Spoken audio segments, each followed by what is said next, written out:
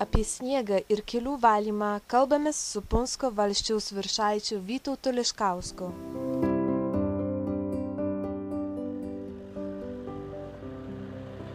Problemų tokių su valymu dabar nėra, dėl to, kad to sniego per daug nebūta dar.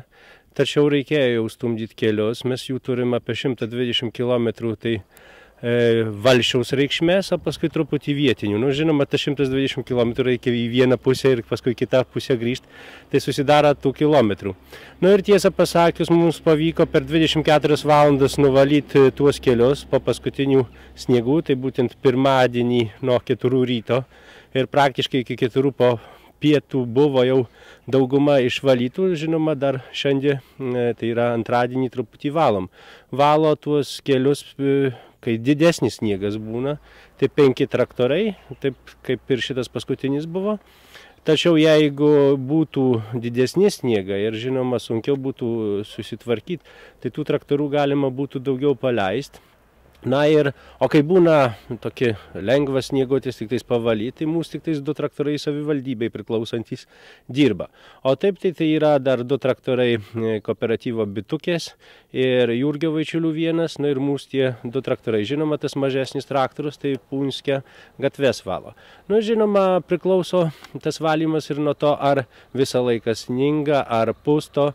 Ir svarbiausias dalykas yra, kai mažiau sniego, o daugiau tik tais vėjo ir pusto, tai sunku nustatyti laiką, kada gerai pradėti yra stumdyti sniegą. Ir dėl to biskį įvairių problemų būna. Nu ir žinoma, paskui dar žmonės, svarbiausia, kad jie nori vienu metu visur, kad būtų išvalyta. Taip neįmanoma yra, nes jeigu pradedi nuo vieno kaimo ir kitų baigi, tai taip būna biskį sunkiau. Tai reikia dažnai palaukti, kad ar tų 12 valandų kol ateis, ar daugiau, ar mažiau.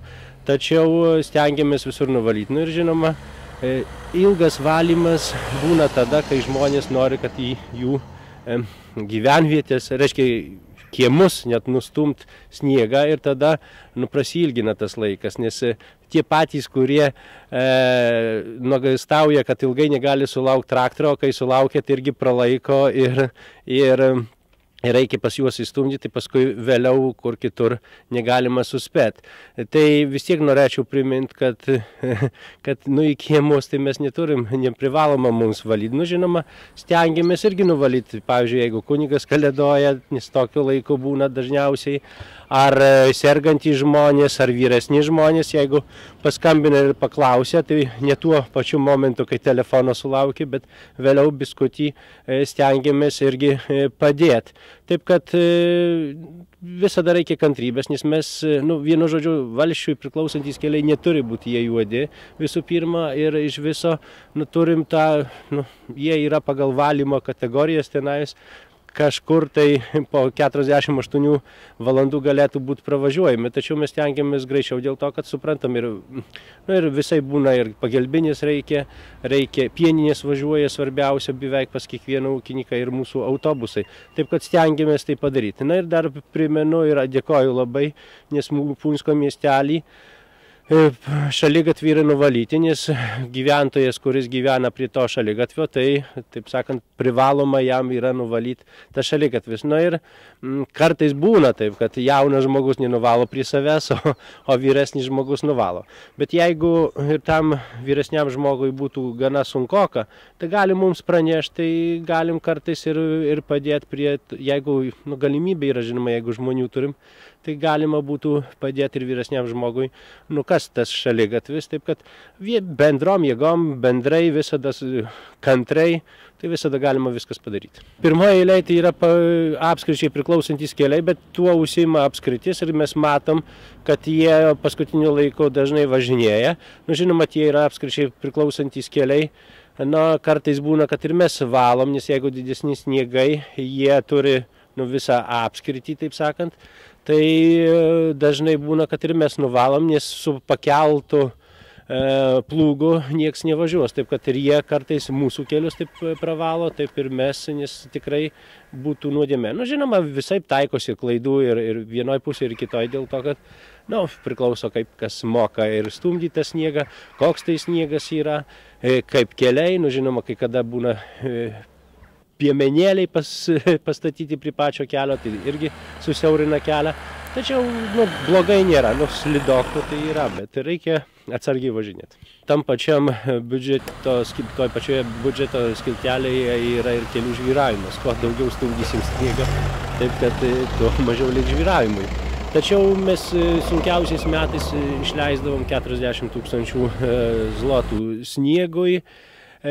Tačiau bus matyti, kaip šita žiema atrodys, nes jeigu 6 traktorai dirba, tai vieną dieną kainuoja maždaug 5000 zlotų.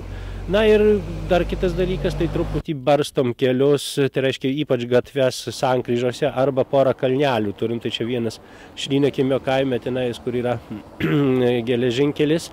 Ir stambus kalnukas, tai kažkur Vaiponioj, Vaičiuliškės Vaiponė, dėl to, kad tenais autobusas važiuoja ir stambus kalnas. Tai biskį turim ir nupirkę ir druskos, ir smėlio, taip kad biskį irgi pabarstyti, kad nors tose sankryžose arba bjauriausiose vietose biskį būtų lengviau. Tiesą pasakius, tai su druska yra kita istorija dar, dėl to, kad druska niekada nepadės, jeigu yra virš 7 laipsnių šalčio. Taip kad mes, o kiek pastebėjot paskutiniu laiku, sausis ir gruodžio pabaiga, tai buvo dideli šalčiai ir ta druska, vienu žodžiu, ratais nupučia.